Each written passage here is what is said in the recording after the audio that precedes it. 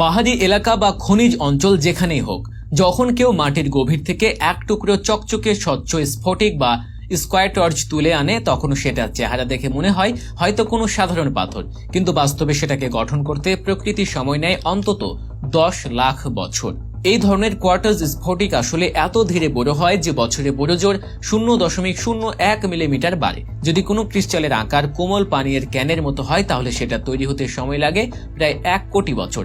স্ফটিক সাধারণত তৈরি হয় মাটির অনেক গভীরে, ছোট ছোট ফাঁকা পাথরের গহ্বরে। ওইসব জায়গায় যখন পানিতে দ্রবীভূত সিলিকা ক্র্যাক দিয়ে ভেতরে ঢুকে পড়ে, তখন ধীরে ধীরে ঠান্ডা হয়ে শক্ত হয় এবং নিখুঁত হেক্সাগোনাল কাঠামোয় জমতে থাকে। প্রতিটি অণু যখন সময় নিয়ে এক একটা করে স্তর তৈরি করে, তখন সেটা একসময় গিয়ে হয় চকচকে স্বচ্ছ একটি ক্রিস্টাল, যার ধার, রং আর ফিনিশ একেবারে কাঁচের মতো হলেও এটা 100% প্রাকৃতিক। এ ধরনের স্ফটিক তুলতে সাধারণত বড় কোনো যন্ত্রপাতি ব্যবহার করা হয় না। মাটি বা পাথর খননের সময় খনি শ্রমিকেরা ছোট হাতুড়ি, পাতলা ড্রিল আর টুল নিয়ে আস্তে আস্তে খোঁড়ে। কারণ এই ক্রিস্টাল এতটাই ভঙ্গুর হয় যে সামান্য ভুলে ভেঙে যেতে পারে, আর একবার যদি তা ফেটে যায় বা কেটে যায়, তাহলে তার দাম হয়ে যায় অর্ধেক। তাই যারা এ ধরনের খনিতে কাজ করে তারা আসলে কেবল শ্রমিক না, তারা বছরের পর বছর ধরে ধৈর্য নিয়ে প্রতিটি অংশ তুলে আনে।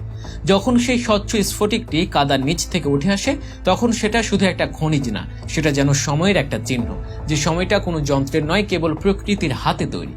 স্কয়ার স্ফটিক শুধু সংগ্রহশালায় নয়, ব্যবহার হয় বিজ্ঞান গবেষণায়, হীরা কাটার যন্ত্রে এবং অনেক সময় মূল্যবান গহনাতে। কারণ এটা কাঁচের মতো হলেও অনেক বেশি কঠিন।